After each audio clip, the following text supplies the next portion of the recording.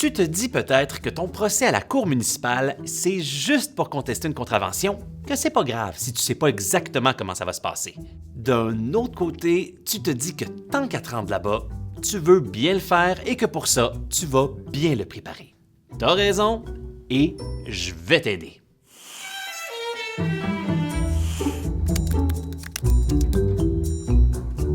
En fait, un procès, c'est pas compliqué quand tu sais comment ça marche. Et quand tu connais les étapes, que tu les comprends, c'est tellement moins stressant. D'abord, voici à quoi ressemble une salle d'audience. Peu importe la couleur du tapis, les salles d'audience sont presque toujours organisées de la même manière. Au fond de la salle, il y a le ou la juge. D'un côté, c'est la table de la poursuite.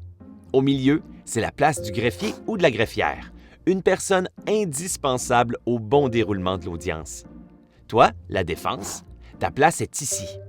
Mais comme tu vas probablement témoigner, tu vas aussi devoir te rendre à la barre des témoins. Le jour de l'audience, il faut arriver tôt pour avoir le temps de trouver ta salle. Quand tu l'as trouvée, tu entres et tu t'identifies. Tu vas voir qu'il y a du monde dans la salle. Mais c'est pas une surprise pour toi parce que tu sais déjà que les audiences sont publiques. L'audience commence quand le ou la juge entre dans la salle de cour. À ce moment-là, tout le monde dans la salle doit se lever.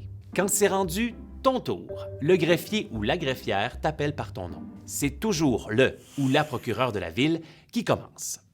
La poursuite doit essayer de prouver que tu as commis l'infraction. Elle peut présenter des documents comme le constat d'infraction ou des photos. Ça se peut aussi qu'elle présente des témoins. Et si c'est le cas, prépare-toi. Toi aussi, tu vas pouvoir leur poser des questions. Je répète, poser des questions. C'est pas le moment de faire des commentaires ou de leur raconter ta vie. Quand la poursuite a terminé de présenter sa preuve, prends une grande respiration parce que c'est à ton tour. Ton objectif est de soulever un doute raisonnable. Pour y arriver, prends le temps de présenter tes arguments et les documents à l'appui de ce que tu dis. Et si tu veux, toi aussi, tu peux faire entendre des témoins. Dans ce cas-là, c'est possible qu'au début du procès, le ou la juge demande à tes témoins d'attendre à l'extérieur de la salle d'audience. En passant, tu n'es pas obligé de témoigner. Mais si tu veux expliquer ta version au tribunal, tu vas devoir le faire. Et si tu témoignes, tu vas d'abord te faire assermenter.